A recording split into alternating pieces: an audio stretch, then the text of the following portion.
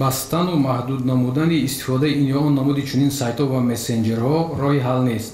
چندی از اشتراکداران یک همایش در شهر دوشنبه از تصمیم بستن مسنجرها در کشور انتقاد کردند. به گفته آنها با بستن مسنجرها مسائل مربوط به امنیت ملی را نمیتوان حل نمود. این نکته در کنفرانس مسئله تحکیم امنیت اطلاعاتی و رشد جامعه شهروندی در تاجیکستان روز 29 دکبر صدا داد. من در مثال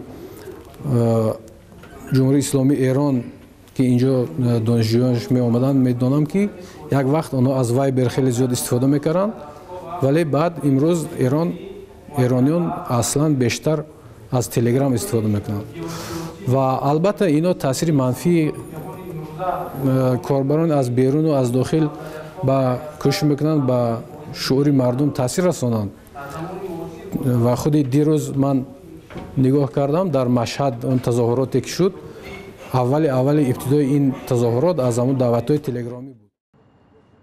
خدمات علاقه تاجیکستان اعلام کرد که در پی بستن مسنجرها به مثل وایبر، واتس اپ و ایما و غیره است. این تصمیم خدمات علاقه به موج واکنش‌های تند کارشناسان و ساکنان روبرو شد. روی یگانه روی وسیع شده مجلس است که مردم به این واسطه توانند که هم اطلاعات حقیقی را پیدا کنند و برای بهتری دولت و ملت خود سرنو کوشش نمایند. اما از مسئولان خدمات علاقه کسی حاضر نشد به این انتقادها پاسخ دهد.